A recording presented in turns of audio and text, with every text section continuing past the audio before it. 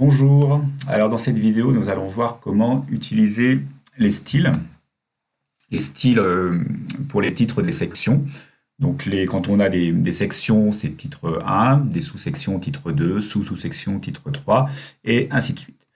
Alors c'est très utile pour les documents longs mais aussi pour les documents courts comme on va le voir ici. Donc sur ce formulaire, on voit qu'on a deux parties. Une partie où on demande numéro et rue où vous habitez, et une partie où on a le ou les enfants du foyer. On voit qu'on retrouve donc des titres pour ces parties qui ont les mêmes mises en page. Donc ça peut être utile pour un document comme ça d'utiliser le style titre 1 pour ces parties-là, ce qui va nous permettre de nous assurer d'avoir la même mise en page et de la faire qu'une seule fois. Dans la seconde partie, donc, on retrouve à nouveau des titres de sous-sections enfant 1, enfant 2, enfant 3, auquel on peut attribuer le style titre 2. Donc je ne vais pas refaire tout le document, je vais juste vous mettre les titres de ces sections et de ces sous-sections, et puis appliquer les styles et les régler. Je laisserai des paragraphes vides pour laisser de la place entre mes titres 2 ou entre mes titres 1 pour pas qu'ils se collent. Donc ça se fait sous LibreOffice. On prend les bonnes habitudes, c'est-à-dire que quand on va faire une mise en page, on commence par mettre uniquement le texte. Donc, numéro et rue où vous habitez. Numéro et rue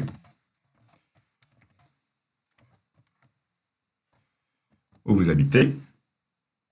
Ça, ce sera mon titre 1. Je le mettrai plus tard.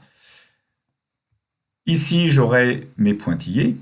Pour l'instant, je laisse vide, je ne m'en occupe pas, ça se fait avec les tabulations, il y a une vidéo qui explique ça. Donc je laisse ce paragraphe vide, puisque je ne le remplis pas, je le remplirai plus tard. En dessous, j'arrive à mon second titre, le ou les enfants du foyer. Le ou les du foyer. Sous ce titre,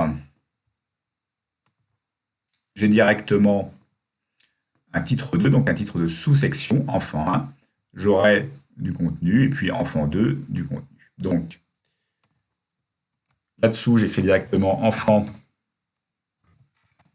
1. Je laisse un paragraphe vide pour mettre le contenu qui viendra, enfant 2.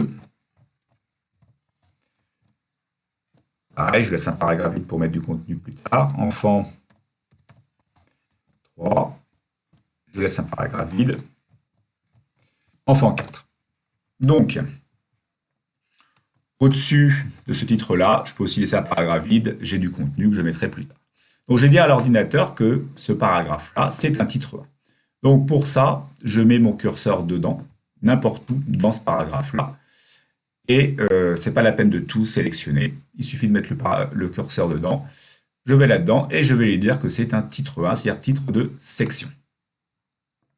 Pareil pour le deuxième. Je lui dis que c'est un titre de section, donc un titre 1.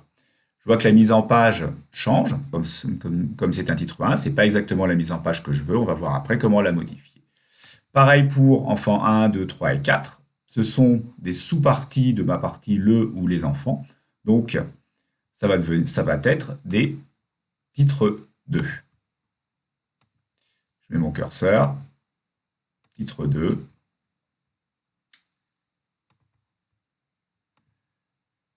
Titre 2. Et titre 2.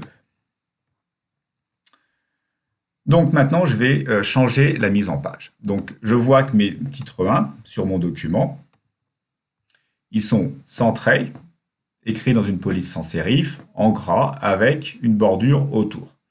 Donc pour ça, je mets mon curseur dans n'importe quel de mes titres 1. Je constate que c'est bien titre 1 qui s'affiche ici, et je vais aller modifier le style de titre 1. Donc je clique sur la petite flèche, et je vais dans éditer le style.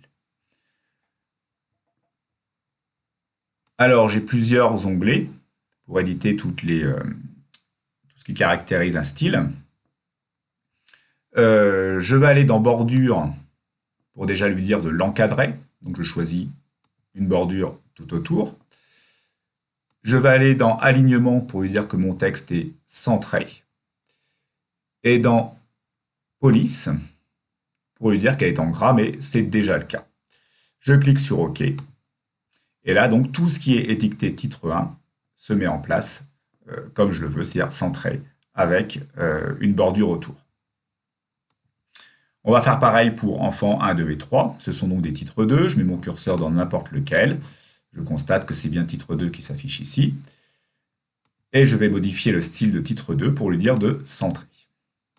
Éditer le style. Et je vais dans alignement et je lui demande de le centrer. Tous mes titres 2 se centrent. Donc ça, c'est particulièrement utile sur les documents longs, puisqu'on est sûr qu'on aura toujours la même mise en page tout au long de notre document, on ne risque pas de se tromper. Et puis, on gagne du temps. Ça permet aussi d'automatiser l'étape des matières. Mais c'est une bonne habitude de le prendre aussi, même sur un document court comme celui-là. Alors, si par exemple, je veux un peu plus d'espace sous mes titres 1, donc pareil, eh ben, je vais régler, c'est un paramètre de mon style. Je mets mon curseur dans n'importe quel titre 1 et je vais le modifier pour mettre plus d'espace en dessous. Donc ça va être dans retrait et espacement. Et sous le paragraphe, je vais demander par exemple 1,5 cm. 1,5